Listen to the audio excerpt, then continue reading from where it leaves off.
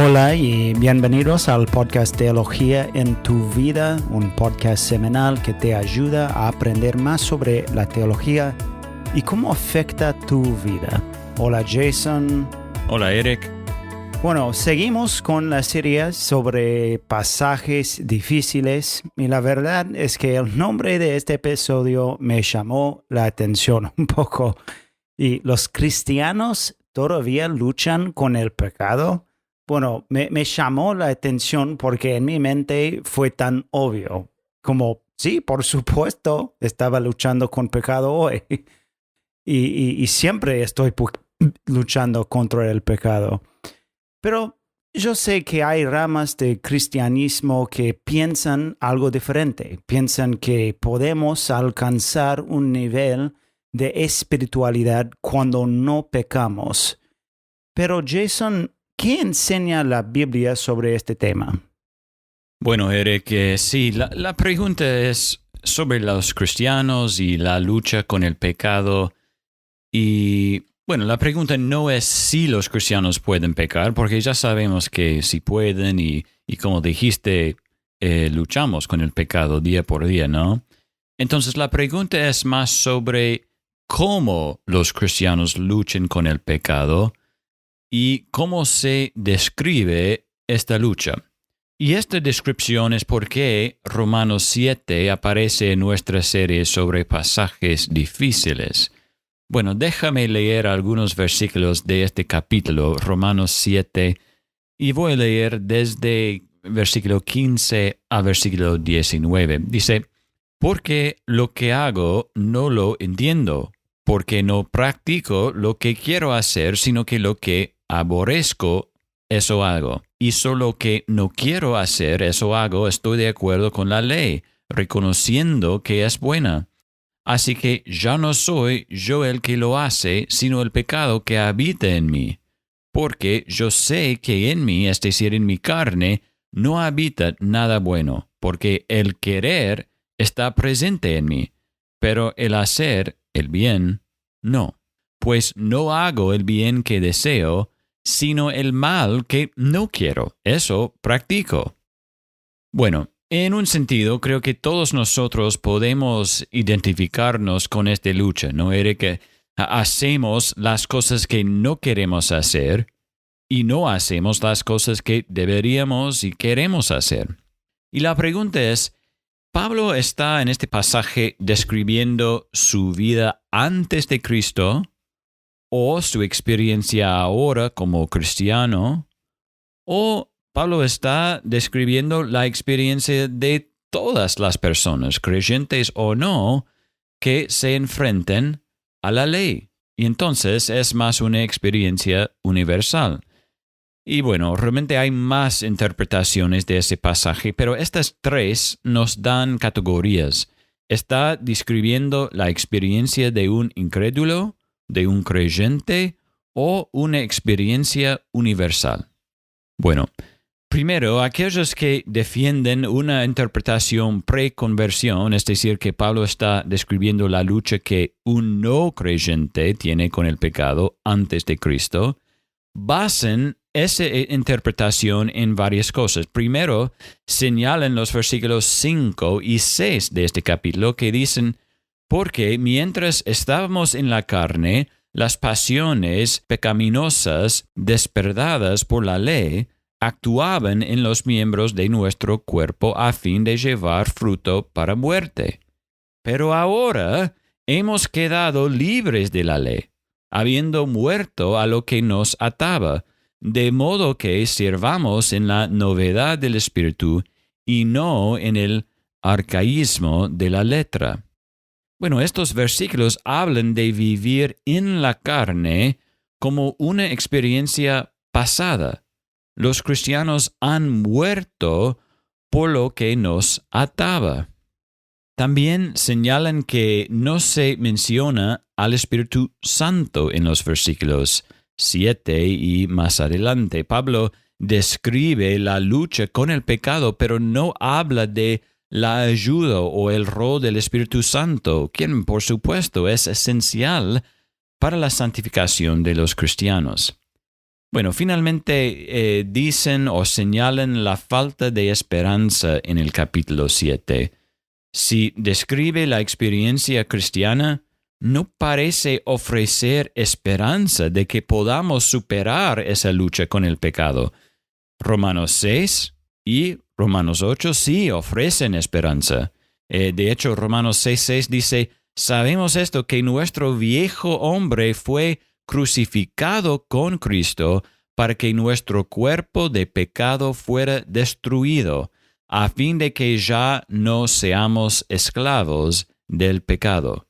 Entonces hay esperanza porque ya no somos esclavos del pecado, pero desde esta perspectiva, si Romanos 7 describe a los creyentes, no parece haber esperanza de victoria sobre el pecado.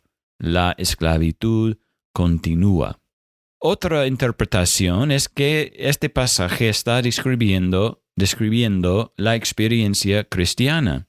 Y ellos que dicen que es así, lo dicen por varias razones. Primero, dicen que no hay otros pasajes en el Nuevo Testamento que apunten a los fariseos luchando con esta discrepancia entre sus deseos y sus acciones. Sabemos que Pablo era fariseo antes de su conversión, pero no vemos que los fariseos realmente luchen entre lo que desean y lo que hacen, ¿no? En otras palabras, no hubo una gran lucha con el pecado antes de la conversión de Pablo.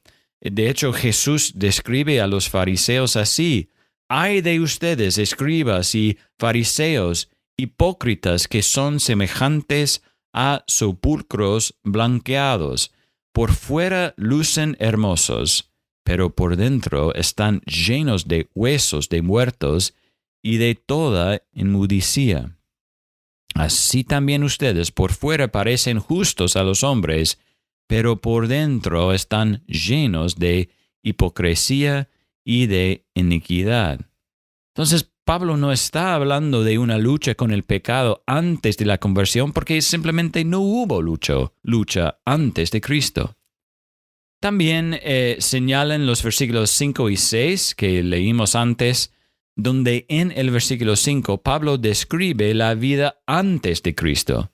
El versículo 6 describe la vida después de Cristo, es decir, con Cristo. Entonces, ellos dicen que el versículo 7 en adelante también está hablando de la vida después de Cristo, con Cristo. Estos versículos describen la lucha cristiana con el pecado.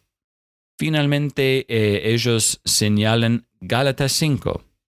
En Gálatas 5, Pablo también habla de la lucha que los creyentes tienen con el pecado. Pero en el pasaje de Gálatas no hay duda de que Pablo está hablando de los creyentes. Dice en versículos 16 y adelante, digo pues, anden por el Espíritu y no cumplirán el deseo de la carne, porque el deseo de la carne es contra el Espíritu y el del Espíritu es contra la carne, pues estos se oponen el uno al otro, de manera que ustedes no pueden hacer lo que deseen. Pero si son guiados por el Espíritu, no están bajo la ley.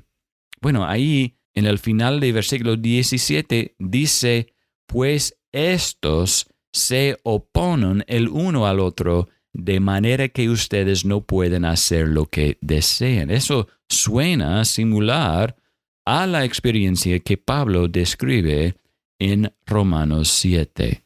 Y de nuevo en Gálatas 5, no hay duda que está hablando de los creyentes, de la experiencia cristiana.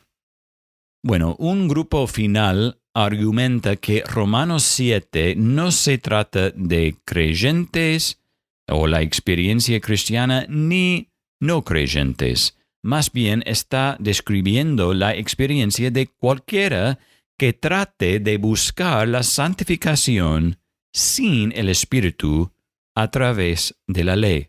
En otras palabras, la santificación de esta manera es inútil. Tal como continúa describiendo Pablo, ha argumentado acá en Romanos y en otros lugares que la justificación por la ley era imposible. Y ahora está mostrando que la santificación por la ley también es imposible. No funciona.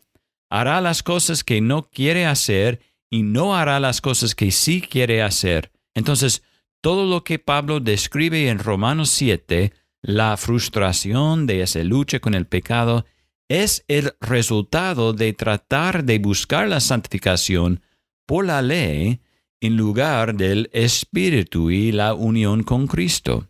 En lugar de eso, dicen, deberíamos mirar a Romanos 8. Esa es la experiencia cristiana que todos deberíamos estar buscando. No la experiencia de Romanos 7, sino de Romanos 8, versículo 15, que dice, pues ustedes no han recibido un espíritu de esclavitud para volver otra vez al temor, sino que han recibido un espíritu de adopción como hijos, por el cual clamamos, Abba, Padre. Ya no somos esclavos del pecado. La clave de la santificación no es la ley, sino la unión con Cristo, adopción que nos permite clamar, Abba, Padre. Entonces, Eric, son 3 opciones realmente para interpretar este pasaje difícil. ¿Y cuál de estas interpretaciones es la correcta o la mejor? Sinceramente, Eric, no estoy seguro que puedo decir con confianza. Yo leí que incluso San Agustín cambió su opinión sobre este pasaje durante su vida. Yo normalmente he entendido que se refiere a la experiencia cristiana, por lo que probablemente elegiría eso por las razones que mencioné antes. Pero permítame terminar diciendo que la diferencia entre estos puntos de vista no es demasiado grande ni cambia la forma en que vivimos la vida cristiana. Podemos decir, basándonos en el resto del Nuevo Testamento, que, por supuesto, los cristianos luchan con el pecado. Luchamos contra eso, pero también tenemos la esperanza de superarlo. A través de Cristo, a través de la obra del Espíritu Santo, podemos ver el progreso en nuestra santificación.